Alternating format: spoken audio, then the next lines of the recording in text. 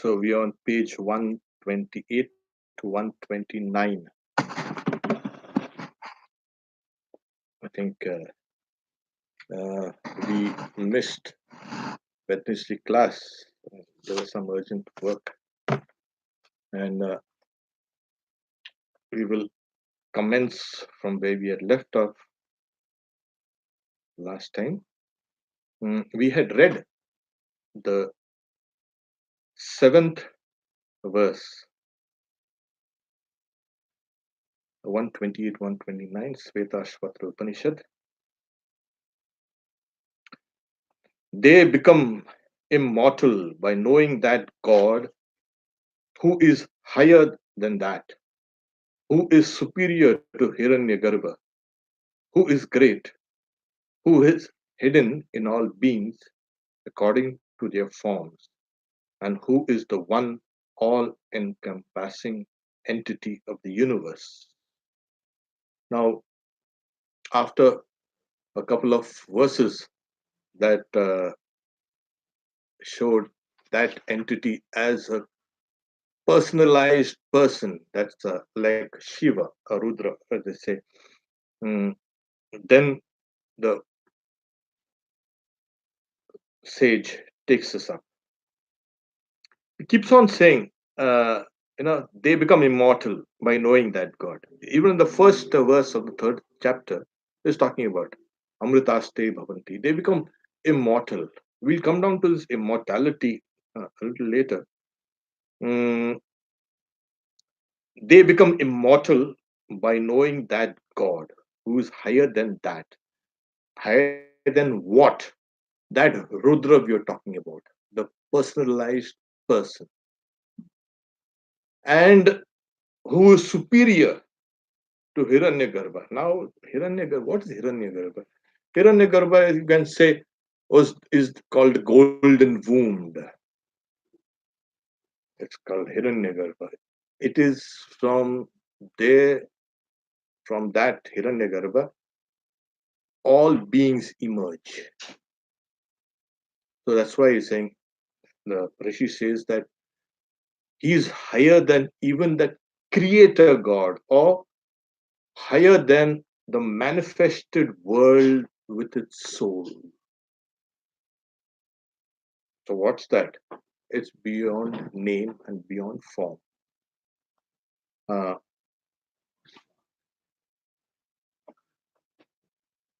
who is great? Mahantam.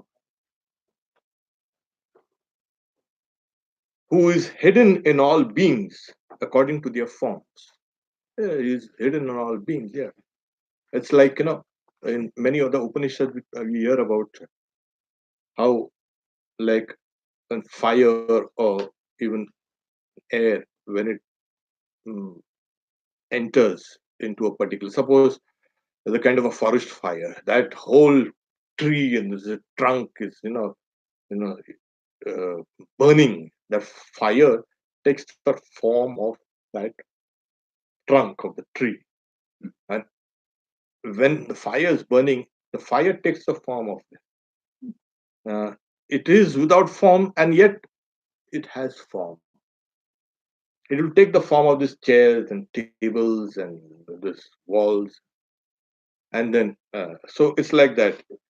It is hidden in all beings according to their forms, and who is the one all-encompassing entity of the universe. So he is all-pervading. He is inside the forms. He is also outside forms. Now, when we talk about they become immortal, what is immortality? That is, you have conquered death, mortality, and immortality. But many people think like, oh yes, immortality. Uh, in many places, it's called Amrita. Amrita means nectar, immortality. The gods, they drink the nectar of immortality. But this sage is not talking about a kind of a immortality with a name and form. Wherever there's name and wherever there's a form, even in heaven, there will come a time when that form will disintegrate and the name will vanish. So, immortality, yes, means it is beyond name and form. It's a kind of an absolute state. Because otherwise, oh, the gods are immortal. Yeah, but they also temporary. They may live a very long, long, long, long time. Yeah, of course. But they too one day will poof. Yeah. Uh, that is that is if changing your garment for another. It's simple as that is what is called death. That is called mortality. Hmm. And you go from one place to another, and keeps on and on and on and on. So here he's saying tam yatva. By knowing that, by knowing what? Yes. But what about I know this chair and I know this table and I know this and I know that. I know the computer. That's not knowledge that will liberate you, that will make you immortal. Knowledge of the absolute, knowledge of that God or that supreme soul will make you immortal. You might be the greatest of scientists, but you're just another mortal being. Yeah. You will weep when death comes to you. Huh, what's wrong? What happened to all your science? What happened to all your philosophy? Oh, it's nothing. What will happen to me now? There. So, what's the nature of that reality? Saying, who is superior to Hiranyagarbha? That makes it unmanifest. But if it is unmanifest, how do we know it is there? Here he says that who is great, Mahantam. Why great? I mean, there's nothing comparable to this. We could have said the greatest, but it is like that which keeps on Mahantam, keeps on spreading. Where it keeps on joy, Maha keeps on spreading, keeps on joy. You cannot put a limit to this and say reality is this. When you say I am real, oh yes, you've put a limit to the reality I, and what do you feel? Body. Oh, is that the reality? Oh, then something else comes and pushes that reality.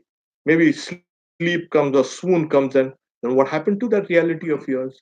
You had compressed it, that whole reality, which is great. You had compressed it here inside you and saying, this is me. Ah, that's not. Hmm. So that's the reason why I'm saying Mahantam. It's great. It's all over, spread, infinite. And then he's saying, there is the who is hidden in all beings according to their forms. Who is hidden? Anoraniya mahato mahiya atma sajanto nihito guhaya. This greater than the greatest, and smaller than the smallest, this reality is within, is hidden within all beings in the cave of their heart. Yeah. Yeah. Yeah. Yeah. Alright. But you're saying tamakratu, but pashyati, one who realizes it, who sees it, one whose senses and mind have become calm. Dhatu prasada. One whose all the, you can say, things in the body, dhatu, the elements that make our body, have become peaceful, calm. And then once the senses have been calmed and controlled, that person sees the indwelling self. There, it is there, it's hidden there. So, hidden, now you've got a kind of a location. Ishvara Sarva Bhutana Vriddesha. The Lord of all is hidden in the hearts of all beings. There. So now in the heart, you say, I had a friend who was learning to be a doctor, and what happened was uh, there was a surgery, and the person had come from the village, unlettered. So, and he was a little frightened with heart surgery. And after a while, um,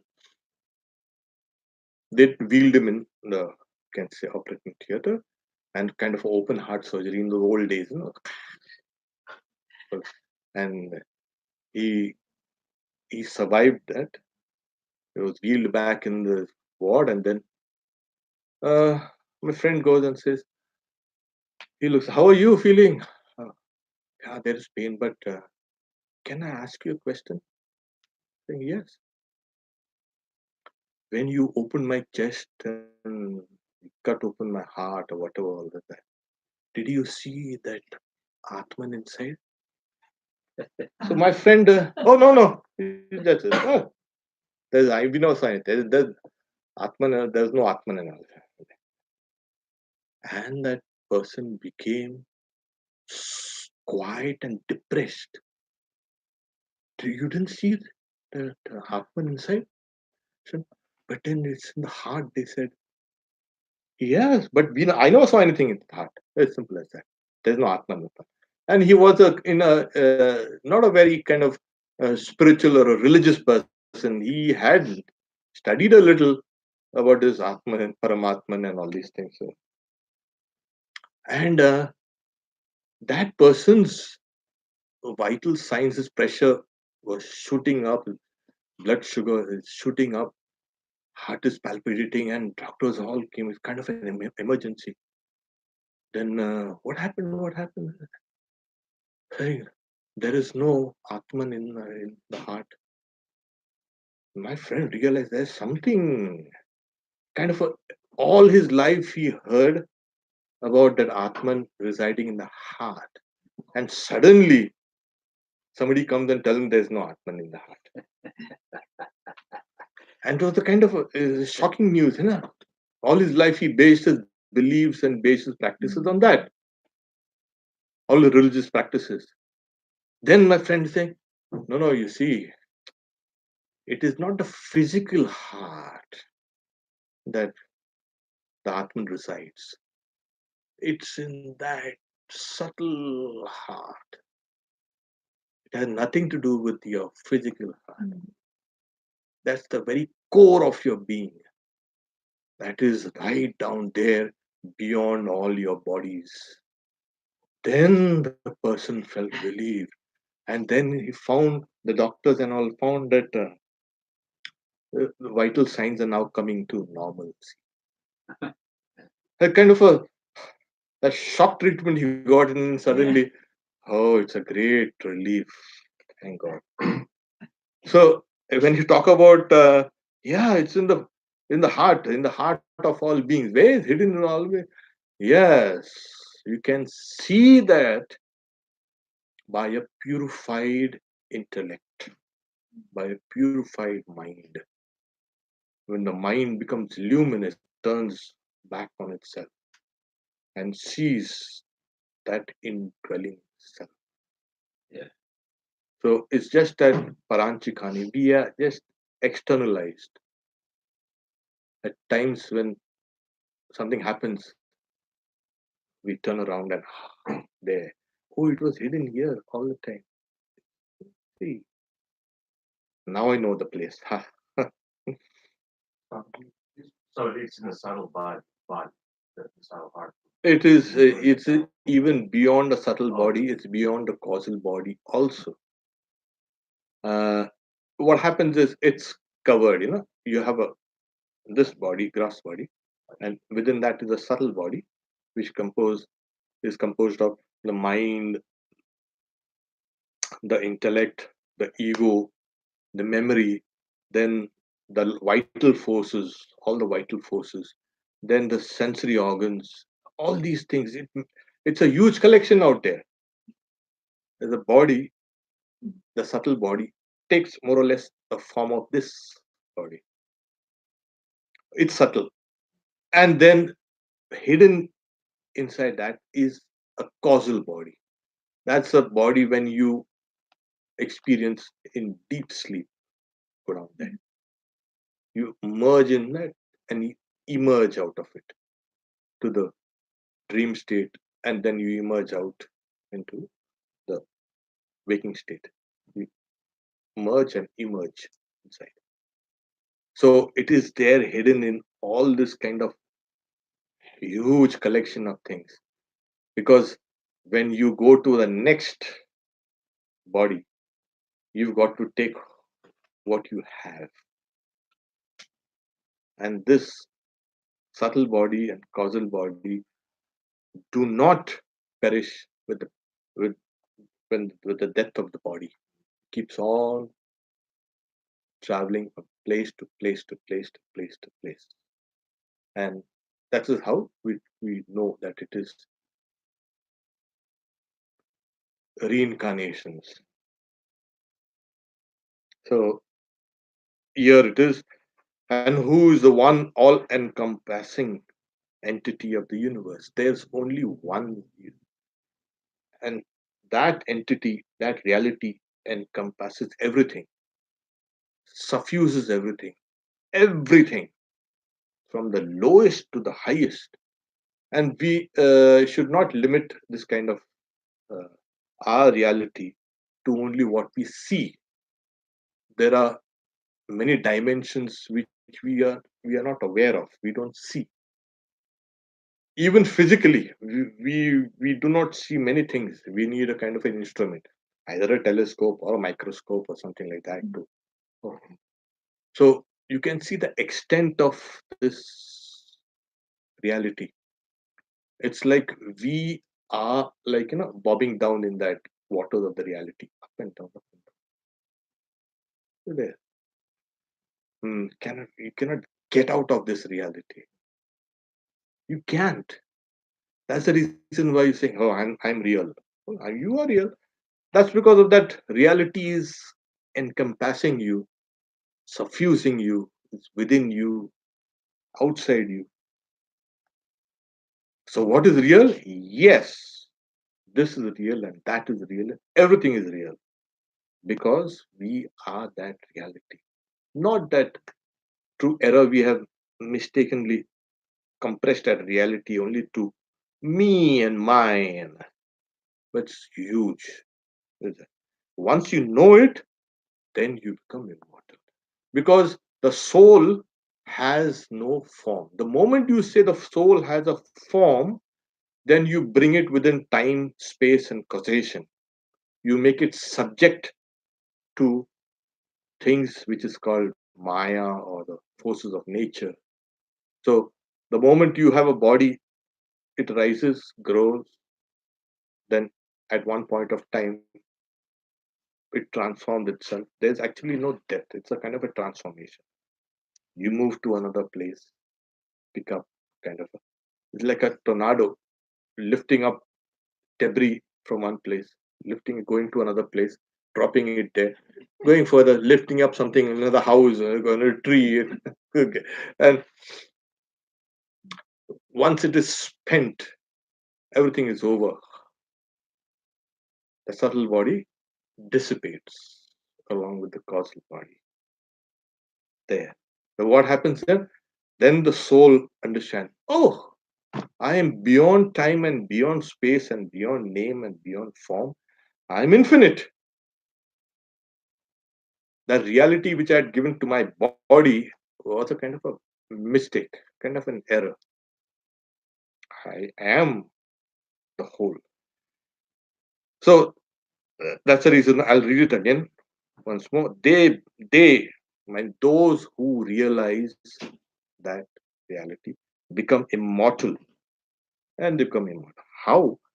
By knowing that God. You have to know that God in the sense. Now we are talking about It's an Isha. The word is Isha. It's like a one who controls everything. And this Isha is the final word. No, there's a higher aspect that's even beyond the, the creative aspect of God. God sports, like water is whipped into waves. So wherever there's a Lord, creation emerges out. And the creation, the creative processes and all these things. And then after, then what happens? So he is unmanifest, unmanifest to the ignorant, or you can say the stupid, or those who are not looking for it, maybe. Yeah. But the moment of you know where it is exactly, you know what it is. I know what it is, know where it is, but I haven't seen it. There's a long story about this. It's like a person goes to the village, like in the life of Buddha, I think. We're talking about how he dismisses the idea of a limited soul. He's saying a person goes to the village. Oh, I love her so. I love her so. Really? Who is she? I love her so much. Where does she live? I do not know. What does she look like? I do not know. Well, then these guys say, "What's wrong with you?" No, but I love her so. But who is she? I do not know. So it's like it's not like that. It is Mahantam, great. It is hidden in all beings and it is all pervasive. It is that reality that we, somewhere deep down we just need to pull certain curtains away from our mind, certain screens away from our mind. Then we will see that one reality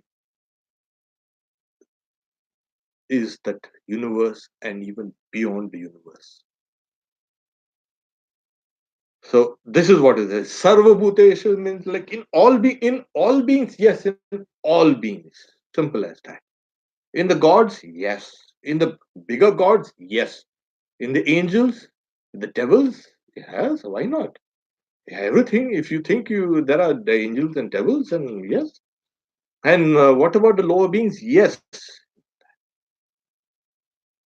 So here we are. And you see, whether this is experienced in the next verse, the Rishi says, the sage says, yes, I know, Veda, I know.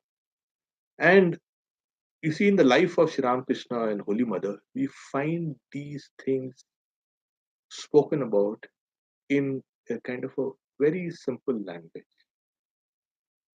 Yeah, I seen all the quarters glittering and everything suffused with consciousness. I seen consciousness wriggling even in a fish. There you have. And one time, there's a small insect called a dragonfly. And Sri Ramakrishna says, uh, it had hurt itself, kind of a small wooden splinter had pierced itself. Or he's saying some naughty boy must have pierced it with a kind of fine wooden splinter. And then he sees the dragonfly, oh Rama, how you have made yourself. How did you bring yourself to this state? So he's saying everything is whether you know it or no, you are Rama. That is the reality. Whether you know it or no, you are Rama. Tumi jano ya na jano, tumi Ram. This is what. And what is that? Yeah, now we don't know. We are that reality. And here it is. He's saying whether you know it or not, you are that. So what is realization? I know it. And then you see yourself everywhere.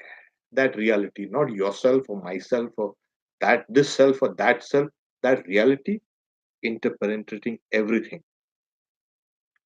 the whole universe.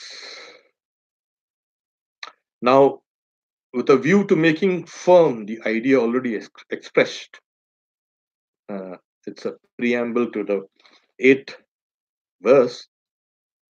Mm, the mantra reveals the highest human goal acquired from the complete knowledge of the non-dual, the highest human goal. And this is where here Svetasvatara says. Now he is also quoting an old verse, Vajaseniya Samhita. It is found in many other Upanishads also. Mainly it is found in the Purusha Suktam, an old hymn in the Rig Veda. It's also found in some of the Upanishads, especially in Vajaseniya Samhita. What is that? Directly.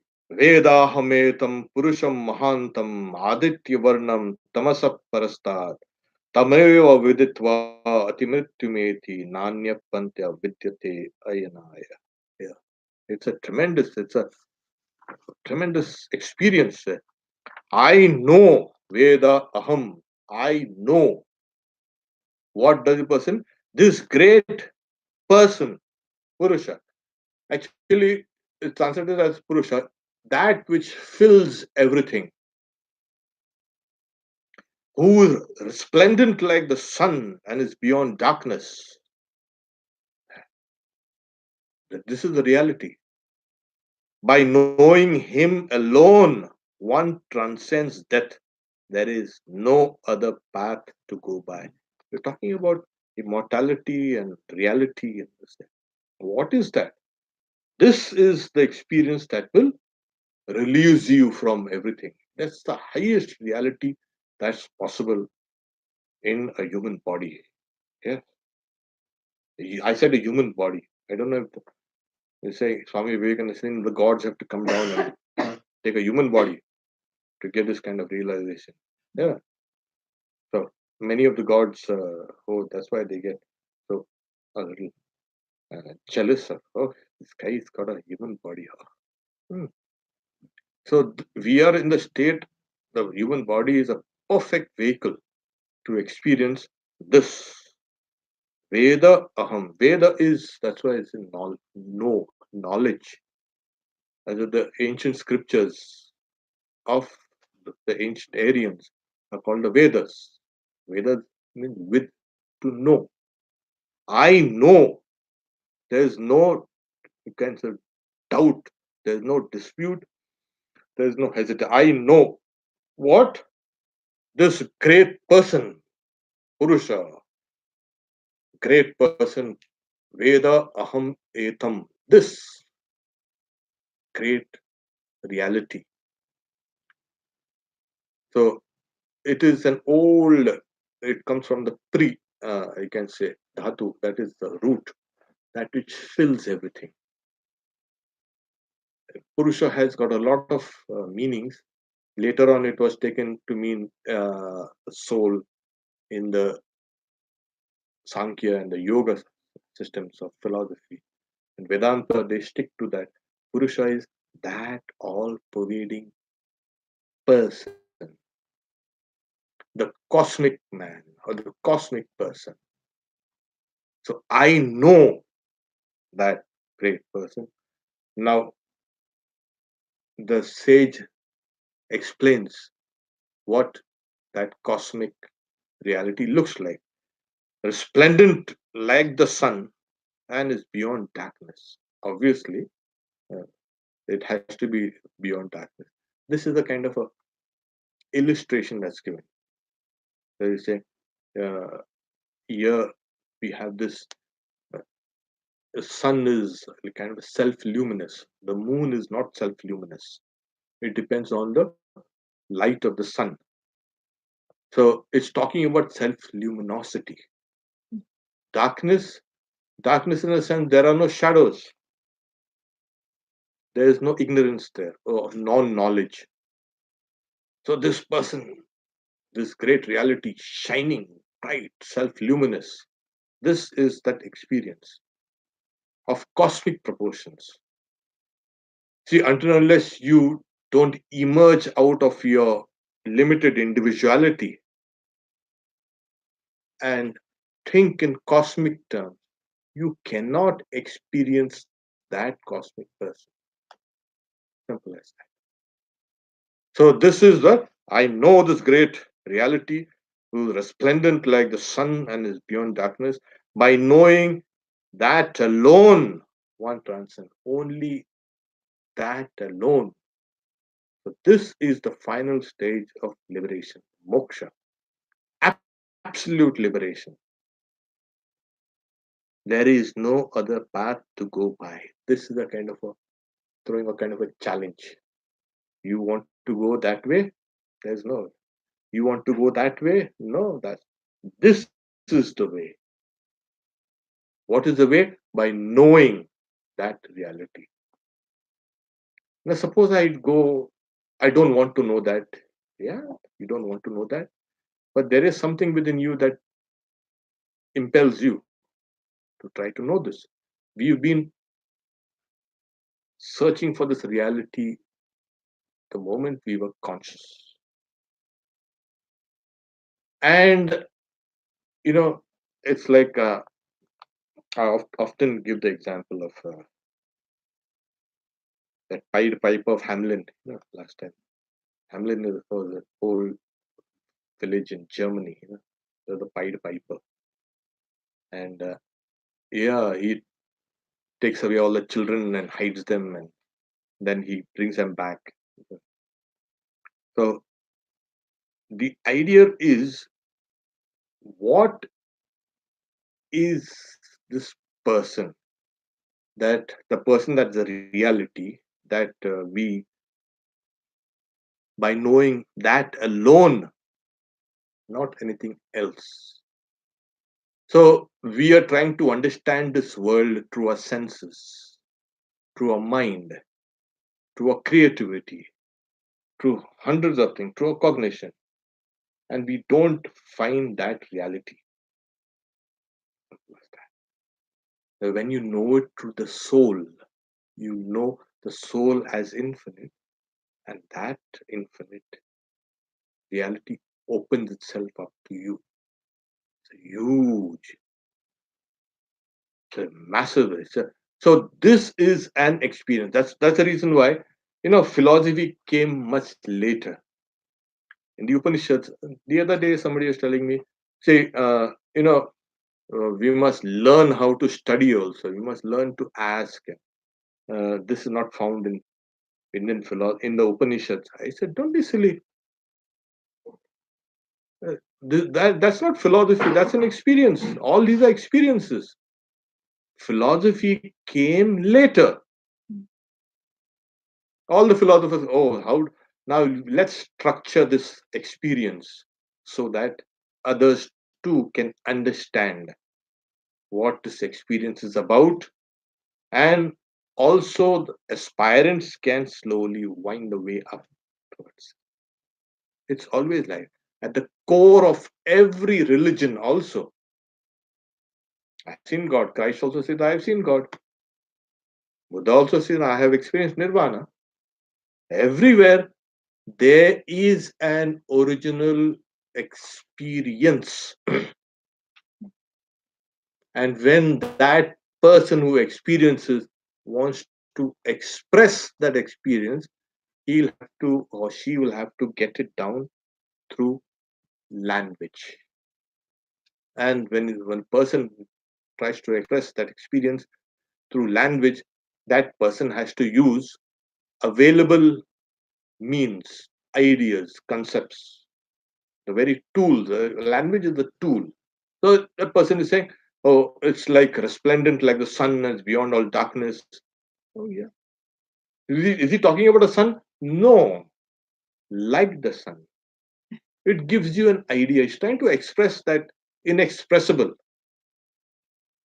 But here he is show, I know. You know when you are hungry. You know when you are thirsty. You know when you're irritated. You know when you're happy. You know. There, a person comes and says, have you been to India? I say, no, India doesn't exist. No, but What do you mean? It's on the map. Maybe on the map, the guys, cartographers must have done something. There is no such thing. Have you seen it? No, I haven't seen it. Then you can say, but there are others who have seen that place. So I depend on their experience and their knowledge. Yeah. So similarly, when this Rishi Svetasvatara says, Veda Hametam Purusham Mahant. Yeah, I haven't seen that, but this is an experience. He has experienced it. I take words as truth. And then he says, there's no other way. So the expression, and when the expression comes down, it becomes into what is called philosophy and metaphysics and aesthetics and ethics and all the psychology and the whole lot of, we can say, pramana shastra. How do we know? That's what. So this is why the scriptures are the records of the experience of sages who have experienced. By using this oft repeated uh, mantra, he's showing that my experiences tally with the other sages who also experienced it before I did. The same thing. The kind of a that experience is not contradicted. Suppose Swami Vivekananda says, suppose somebody comes and says, there are angels, I see angels in this room. I can see, you cannot see. Don't believe that person. Simple as that. I can see, you also should be able to see them. So there's a kind of a long continuity of this knowledge of Brahman that crystallized into a kind of a tradition. So he's invoking that long tradition. Say, I'm not alone. They have been before me, and there will be after me also. So Veda, I know this great person who is resplendent like the sun and is beyond darkness. By knowing that alone, one transcends death. I mean, it's just obviously you transcend death, you transcend the world, you transcend all limitations, you transcend all transformations. You find yourself pure being, existence, and knowledge, that shining, burning knowledge. And what happens to you? You're filled with bliss and bliss and bliss. What do I do? You don't have to do anything. You are not there. You become the reality. You are that. I know. That means I am that reality. In a way, he's trying to express the inexpressible. Because when I say I know this chair, I and the chair are two different things. And I limit that chair through my mind. The knowledge also becomes limited. Knowledge of objects is kind of limit. So, so is something like this, like that, an experience? I experience this chair? No, it transcends the mind. Avang manasa gochara. So, atmanya atmana tushta, atmanya atmana pasya. You see the self by the self. You see the Atman by the Atman. That create you. And you become that. I know I have become that great. So this has to be clarified.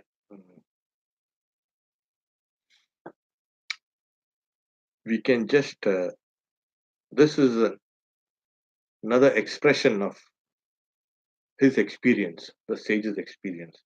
This also has been oft quoted in the scriptures, in the earlier part of the Vedas, especially in the Mahanarayana Upanishad and other places also. Vajaseniyatava. By that person is filled up all this, in relation to whom there is nothing superior or inferior, in comparison with whom there is nothing smaller nor greater, and who exists alone in his own effulgent glory, unmoving like a tree. Yasmat param na paramasti kinchad yas aniyo na jayosti kaschita vrikshaiva stabdo divittishtad eke tenaiva purnam purushena sarvam. So, this is uh, he's singing and said, there's nothing greater than that. There's nothing even smaller than that. Nothing superior to that. Nothing inferior to that. That alone exists, shining in its own glory. And a kind of a tree, the analogy is given of a tree, like a tree that's stationary. I mean, everything moves, and we move, and this and that. And is the soul, is the experience like stationary, like a tree? No, once again, that person wants to express it through language. And this ficus religiosa, this tree, was a sacred tree, is found in all, you can see, even the old seals in Mohenjo-daro, Harappa, you find a kind of a the tree, those leaves, and it's a kind of worship for fertility, and it's a form of a goddess. A goddess lives, exists in there, and it has been a kind of central to Indian thought and spirituality and culture.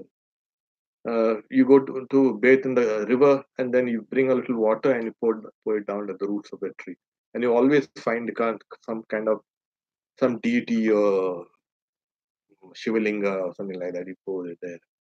So it's like a great banyan tree that's there, spreading all over. We will go down the next time. We leave some time for questions now, about this tree and how it's central. And when he says, uh, by that Purusha, that which fills everything, in relation to whom there is nothing superior or inferior, no param, no aparam, in comparison with whom there is nothing smaller or greater, aniyo na jayo asti, and who exists alone in his own effulgent glory. Vriksha yuva stabdo divi tishtat, ekhe naiva purnam purushena sarvam.